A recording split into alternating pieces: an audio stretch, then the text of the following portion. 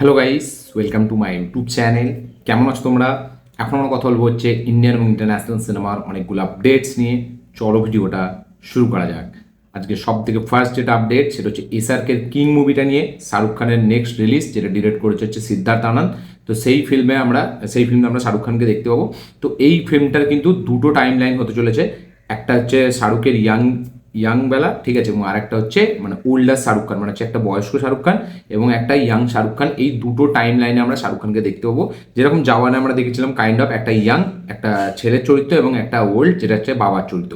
তো এখানেও কিন্তু সেরকমই একটা মানে টাইম লাইন থাকতে চলেছে এবং তার পাশাপাশি ইয়াং ভার্সনের যে টাইম লাইনটা থাকবে সেখানে ভিলেন হিসেবে থাকবে হচ্ছে রাঘব জুয়াল, এবং ওল্ডার ভার্সনের যে শাহরুখ খানকে আমরা দেখতে পাবো তার টাইম লাইনে থাকতে চলেছে আমাদের অভিষেক বচ্চনের, মানে ওই ক্যারেক্টারটা, অভিষেক বচ্চনের ক্যারেক্টারটা। তো ওল্ডার ভার্সনে আমরা ফেস অফ হতে দেখতে পেতে চলেছি শাহরুখ এবং অভিষেকের, এবং ইয়াং ভার্সনে রাঘব জুয়েল এবং শাহরুখ খানের আমরা এখানে ফেস অফ দেখতে পেতে চলেছি। তো দুটো টাইম লাইনে গল্প হতে চলেছে এই সিনেমাটাতে, কিং মুভিটাতে।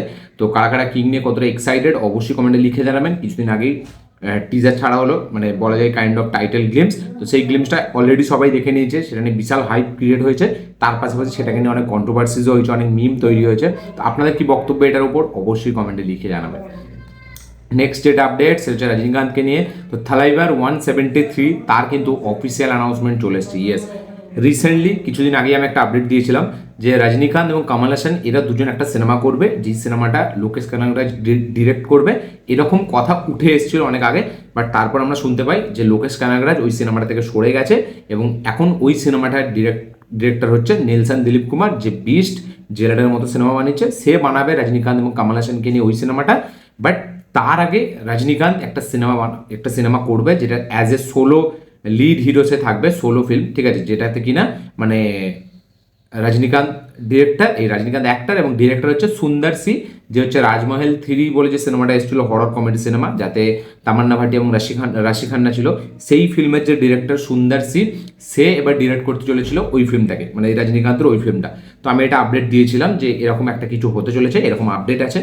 বাট কালকে কিন্তু অফিসিয়ালি একটা অ্যানাউন্সমেন্ট চলে এসছে যে সুন্দর সি কিন্তু এই ফিল্মটা ডিরেক্ট করতে চলেছে। Rajinikanth as a lead hero থাকবে, এটা একটা সোলো ফিল্ম হবে এবং এই ফিল্মটাই প্রডিউস করবে হচ্ছে কমল হাসানের production house. Yes, Rajkamal films তারা এই ফিল্মটাকে প্রডিউস করবে এবং এই ফিল্মটা রিলিজ ডেট হচ্ছে 2027 পোঙ্গাল। ইয়েস, পোঙ্গালের সময় এই সিনেমাটা রিলিজ হবে। কমল হাসান এই ফিল্মটাকে প্রডিউস করবে, লিড হিরো হিসেবে থাকবে রজনীকান্ত এবং এই ফিল্মটার ডিরেক্টর হচ্ছে সুন্দর সি। তো থালাইভারের নেক্সট সিনেমার অফিসিয়াল অ্যানাউন্সমেন্ট কিন্তু অলরেডি হয়ে গেল। তো জেলার 2 এখন রজনীকান্ত করছে, এরপরে এই ফিল্মটা কিন্তু সে ধরতে চলেছে। দেখা যাক এই ফিল্মটার অফিসিয়াল অ্যানাউন্সমেন্ট, মানে কোনো টিজার আমরা কবে দেখতে পাই এবং এই ফিল্মটা কোন জনরার হয়, কোনো অ্যাকশন থ্রিলার ফিল্ম হয় নাকি মানে কোনো ড্রামা ফিল্ম হয় নাকি কোনো হরর কমেডি ফিল্ম হয়, সেটা দেখার মতো বিষয় হবে।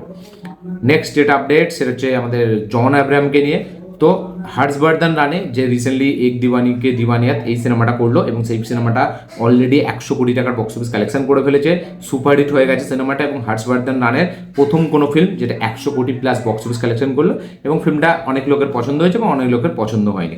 তো এবার এই হর্ষবর্ধন রানে একে কিন্তু আমরা দেখতে পেতে চলেছি জন আব্রাহামের ফোর্স 3-তে। ইয়েস, ফোর্স 3-তে কিন্তু আমরা জনের পাশাপাশি এই হর্ষবর্ধন রানেকেও দেখতে পাবো। এরকমই এখন আপডেট উঠে এসছে যে হর্ষবর্ধন রানে সে কিন্তু ফোর্স 3 এর কাস্টিংয়ে অ্যাড হয়েছে। এবার দেখা যাক সে কি এতে ভিলেনের রোল প্লে করে নাকি জনের কোনো বন্ধুর রোল প্লে করে, সেটাই দেখার মতো বিষয় হবে। বাট হর্ষবর্ধন রানেকে আমরা দেখতে পেতে চলেছি ফোর্স 3 সিনেমাতে। এটা নিয়ে আপনাদের কি বক্তব্য অবশ্যই কমেন্টে লিখে জানাবেন। নেক্সট যেটা আপডেট সেটা হচ্ছে মহেশ বাবুকে নিয়ে। তো মহেশ বাবু এবং এস রাজামৌলি তাদের নেক্সট সিনেমা, যেটার নাম হচ্ছে SMB 29, এই মুহূর্তে রাখা হয়েছে। বাট যেটা টাইটেল শোনা যাচ্ছে হতে চলেছে বারাণসী। তো এই ফিল্মটার 15 তারিখে একটা অ্যানাউন্সমেন্ট আসতে চলেছে। এটা আমি অনেক আগে থেকে আপডেটটা দিয়ে আসছি যে 15ই নভেম্বর একটা আপডেট আসবে এই SMB 29 থেকে, যেটা মেবি এই সিনেমার টাইটেল এবং কিছু গ্লিমস আমাদের সামনে রাখা হবে। বাট এখন কিন্তু মেকার্সের তরফ থেকে এটা জানিয়ে দেওয়া হয়েছে যে 15ই নভেম্বর একটা বড় ইভেন্ট করে কিন্তু এই সিনেমার টাইটেল এবং এই সিনেমার গ্লিমস রিলিজ দেওয়া হবে। ইয়েস, এবং অফিসিয়াল যে অ্যানাউন্সমেন্ট আমরা বলি সেইটা হতে চলেছে 15ই নভেম্বর। এবং গ্লোব টরেটর বলে একটা আছে আমাদের ট্রোয়েটার, যেটা হচ্ছে আমাদের এই ইভেন্টের নাম হতে চলেছে গ্লোব ট্রোয়েটার। ঠিক আছে, এই উচ্চারণটা একটা উল্টো টাইপের, আমার প্রচুর অসুবিধা হয় এরকম ওয়ার্ড মানে প্রোনাউন্স করতে। গ্লোব ট্রোয়েটার, ঠিক আছে, এটা হতে চলেছে ইভেন্টের নাম, যেটা নভেম্বরের 15 তারিখ, মানে কিছুদিন পর সন্ধ্যে 6টা থেকে চালু হবে জিও হটস্টারে। এটাকে আমরা দেখতে পেতে চলেছি এই ইভেন্টটাকে, ইয়েস। এবং তার মধ্যেই আমরা এই সিনেমার ফার্স্ট লুক পোস্টার বা টাইটেল বা গ্লিমস আমরা দেখতে পেতে চলেছি। তো নভেম্বরের 15 তারিখে আসতে চলেছে SSMB29-এর অফিসিয়াল অ্যানাউন্সমেন্ট। আপনারা কতটা এক্সাইটেড এই আপডেটটা নিয়ে অবশ্যই কমেন্টে লিখে জানাবেন। নেক্সট যেটা আপডেট সেটা যেটা বাংলাদেশের সিনেমা নিয়ে আপডেট। তো রায়ান রাফির নেক্সট সিনেমা যেটা নাম হচ্ছে আন্ধার। তো এই সিনেমাটা প্রথমে ডিসেম্বরে রিলিজ দেওয়ার প্ল্যান ছিল, বাট এখন কিন্তু মানে রায়ান রাফি জানিয়ে দিয়েছে অফিসিয়ালি যে এই সিনেমাটা কিন্তু ডিসেম্বরে রিলিজ হচ্ছে না, এই সিনেমাটা কিন্তু পরের বছর রিলিজ হবে। এবং এই সিনেমাটার পোস্ট প্রোডাকশানেই কাজ থাকবে প্রায় 7-8 মাস ধরে, ইয়েস। পোস্ট প্রোডাকশন এই ফিল্মটা কমপ্লিট করতে 7-8 মাস লেগে যাবে, যার কারণে এই সিনেমাটা কিন্তু পরের বছরে রিলিজ হবে। এবং এই সিনেমাটা একটা হরর ফিল্ম, যাতে লিড চরিত্রে আছে সিয়াম আহমেদ এবং রায়ান রাফির ডিরেকশন এই ফিল্মটা। তো এই ফিল্মটা রিলিজ হবে কিন্তু এখন নেক্সট ইয়ার, যেটা নাম হচ্ছে আন্ধার। এই ফিল্মটা রিলিজ হওয়ার কথা ছিল ইনিশিয়ালি ডিসেম্বর মাসে, এবং এই ফিল্মটা কিন্তু এখন ডিসেম্বরে রিলিজ হচ্ছে না। এটা রায়ান রাফি অফিসিয়াল একটা পডকাস্ট শেষে জানিয়ে দিয়েছে। তো দেখা যাক এই সিনেমাটার অফিসিয়াল যে অ্যানাউন্সমেন্ট, মানে কোনো প্রমোশনাল ভিডিও, সেটা আমরা কবে দেখতে পাই, এবং এই সিনেমার রিলিজ ডেট নেক্সট ইয়ারে কবে হয়। নেক্সট যেটা আপডেট সেটা আবার এই সিনেমাটা থেকে নেই, এই সিয়াম আহমেদের আন্দাজ সিনেমাটাই, রায়ান রাফির। এই সিনেমাটার যে বাজেট সেটা শোনা যাচ্ছে নাকি আমাদের ইন্ডিয়া এবং বাংলাদেশে দুটো ইন্ডাস্ট্রি মিলিয়ে, মানে যত ফিল্ম এখনো পর্যন্ত হয়েছে সেই সব ফিল্মের থেকেও নাকি বাজেট বেশি হতে চলেছে এই ফিল্মের, আন্ধার ফিল্মটা। মানে দুই বাংলার যতগুলো ফিল্ম এখনো পর্যন্ত আমরা দেখেছি বা ফিল্ম ইতিহাসে যতগুলো সিনেমা হয়েছে, সেই সিনেমার যা বাজেট সেই সব সিনেমাকে ছাপিয়ে যাবে কিন্তু এই সিনেমার বাজেট। কারণ সব থেকে বিগ বাজেটের একটা ফিল্ম হতে চলেছে এই আন্ধার ফিল্মটা, যেটা সিয়াম আহমেদের নেক্সট রিলিজ এবং রায়ান রাফির নেক্সট রিলিজ। তো দেখা যাক এর বাজেটটা কত হয়। আপনাদের মতে কি মনে হয় এই সিনেমার বাজেটটা কত হবে, নাকি এরকম জাস্ট একটা ভুয়ো আপডেট, মানে ভুয়ো খবর রটানো হচ্ছে যাতে এই ফিল্মটার হাইপ বাড়ে? এটার উপরে কি বক্তব্য অবশ্যই আপনারা কমেন্টে লিখে জানাবেন। নেক্সট যেটা আপডেট সেটা হচ্ছে NTR এর ড্রাগন সিনেমাটাকে নিয়ে, যেটা ডিরেক্টর হচ্ছে প্রশান্ত নীল, KGF সালারের ডিরেক্টর। তো NTR এর ড্রাগন সেই সিনেমার রান টাইম হতে চলেছে 3 ঘন্টা 40 মিনিট, যার কারণে নাকি প্রশান্ত নীল ঠিক করেছে এই সিনেমাটা নাকি দুটো পার্টে বানাবে, ইয়েস। দুটো পার্টে আসতে চলেছে ড্রাগন সিনেমাটা। প্রথম পার্টটা রিলিজ হবে এবং তার নাকি 1-2 মাস বা হয়তো 6 মাসের গ্যাপেই রিলিজ হবে কিন্তু ড্রাগনের পার্ট 2। একই বছর রিলিজ হবে ড্রাগনের পার্ট 1 এবং পার্ট 2। এই সিনেমাটার রান টাইম যেহেতু অনেকটা বড়, তার কারণে কিন্তু মেকার্সরা এরকম ডিসিশন নিয়েছে। তো এটার উপর আপনাদের কি বক্তব্য অবশ্যই কমেন্টে লিখে জানাবেন। নেক্সট যেটা আপডেট সেটা হচ্ছে শ্রদ্ধা কাপুরকে নিয়ে। তো শ্রদ্ধা কাপুরের আপকামিং সিনেমার নাম হতে চলেছে ইথা, যেটা ডিরেক্টর হচ্ছে লক্ষ্মণ উঠেকার, যে রিসেন্টলি ছাওয়ার মতো সিনেমা বানালো, ছাওয়ার মতো all time blockbuster cinema, Vicky কৌশল এবং এই আমাদের একে নিয়ে, রাশ্মিকা মান্দানাকে নিয়ে।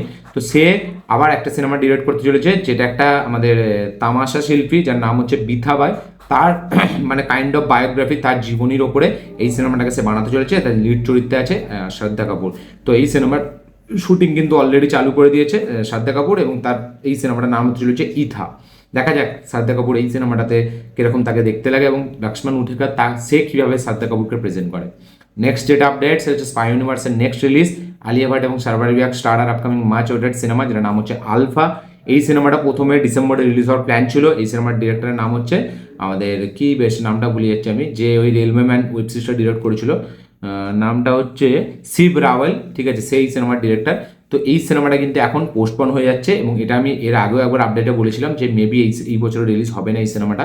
তো 2026-এ এই সিনেমাটা আমরা দেখতে পাবো কোনো একটা সময়, এবং এই সিনেমাটাই একমাত্র স্পাই ইউনিভার্সের মানে কি বলবো একটা কাইন্ড অফ বলা যায় একটা ভরসা, যে এই সিনেমাটা যদি ব্যাকফায়ার করে তাহলে হয়তো স্পাই ইউনিভার্স আমরা এগোতে নাও দেখতে পারি। কারণ ওয়ার 2 খুব বড় একটা ধাক্কা দিয়েছে স্পাই ইউনিভার্সকে। এবার দেখা যাক আলফা সিনেমাটা কীরকম কী রেসপন্স দেখায়। আলফা যদি হিট হয় তবে কিন্তু হয়তো আমরা স্পাই ইউনিভার্সকে আগে মানে বাড়তে দেখবো, না হলে হয়তো সেখানেই থেমে যাবে।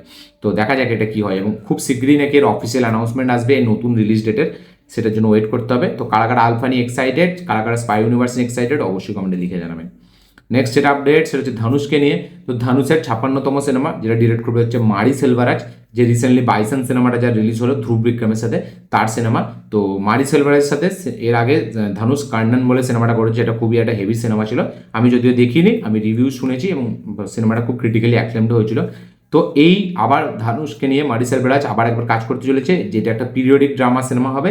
এই সিনেমার বাজেট শোনা যাচ্ছে নাকি 200 কোটি টাকা হতে চলেছে, ইয়েস। ধনুষের নেক্সট সিনেমার বাজেট হতে চলেছে 200 কোটি টাকা। এবং মারি সেলভারাজের প্রথম এরকম সিনেমা হবে যার বাজেট এত কোটি টাকা। কারণ মারি সেলভারাজ সবসময় কম বাজেটের সিনেমা বানায়, বাট সে ক্রিটিক্যালি খুব অ্যাক্লেমড হয় তার ফিল্ম, এবং সে খুবই রিয়েলিস্টিক অ্যাপ্রোচে সিনেমা বানায় এবং তার সিনেমা মেকিংয়ের স্টাইলটাও আলাদা। তো প্রথম এরকম হবে যে মারি সেলভারাজের কোনো সিনেমা 200 কোটি টাকার সিনেমা হতে চলেছে, এবং দেখা যাক পিরিয়ডিক ব্যাকড্রপে এই সিনেমাটা হতে চলেছে। তো একটা অ্যাকশন জনরার ফিল্ম হয় নাকি কোনো অন্য টাইপের ফিল্ম হয় সেটা দেখবার মতো বিষয় হবে। তো ধনুষের নেক্সট সিনেমার বাজেট হতে চলেছে 200 কোটি টাকা। এটা নিয়ে আপনাদের কি বক্তব্য অবশ্যই কমেন্টে লিখে জানাবেন। নেক্সট যেটা আপডেট সেটা হচ্ছে প্রশান্ত বর্মা একটি সিনেমাকে নিয়ে, ব্রহ্ম রাক্ষস বলে একটা সিনেমা, প্রশান্ত বর্মা যে হচ্ছে হনুমান সিনেমার ডিরেক্টর, তো সে একটা সিনেমা আনবে। প্রথমে শোনা গেছিল রণবীর সিংকে নিয়ে, যেটার নাম হচ্ছে ব্রহ্ম রাক্ষস, বাট রণবীর সিংকে সেই সিনেমাটা থেকে সরিয়ে দেওয়া হয় বা বলা যায় সে সরে যায়। তো তারপরে এই সিনেমাটা যায় প্রভাসের কাছে এবং প্রভাসকে নিয়ে এই সিনেমাটা বানানোর প্ল্যানিং হয়। বাট তারপরে আবার শোনা যায় যে ব্রহ্ম রাক্ষস নাকি সেল হয়ে গেছে, এই সিনেমাটা নাকি এখন হবে না। বাট লেটেস্ট যেটা রিপোর্ট যে ব্রহ্ম রাক্ষস হচ্ছে এবং সেই সিনেমাটাকে প্রডিউস করবে হচ্ছে হোমবালে ফিল্মস। ইয়েস, কেজিএফ সালারের প্রোডাকশন হাউস হোমবালে ফিল্মস তারা প্রডিউস করতে চলেছে এই ব্রহ্ম রাক্ষস সিনেমাটা। এবং এই সিনেমাটার যে রাইটিং সেটা রাইটিং করেছে প্রশান্ত মার্মা এবং ঋষভ শেট্টি যে হচ্ছে কান্তারার অ্যাক্টর ডিরেক্টর, সে তারা দুজন মিলে এই সিনেমা রাইটিং করেছে। এবং এই সিনেমাটা যে আমাদের নায়িকা সে হতে চলেছে ভাগ্যশ্রী বোরসে। ইয়েস, কিংডম সিনেমার যে নায়িকা সে হতে চলেছে এই সিনেমাটার লিড অ্যাক্ট্রেস, এরকমই এখনো পর্যন্ত আপডেট। ভাগ্যশ্রী তাকে কনফার্ম করা হয়েছে এই সিনেমার জন্য লিড অ্যাক্ট্রেসের তরফে, এবং এই সিনেমাটাই কিন্তু এখন প্রডিউস করবে হোমবালে ফিল্মস। এবং এই সিনেমাটার রাইটিং এবং ডিরেকশন হচ্ছে প্রশান্ত বর্মা, এবং বাট কো রাইটার হিসাবে এই সিনেমাটাতে কিন্তু মানে আমরা একেও দেখতে পাবো ঋষভ শেট্টিকেও।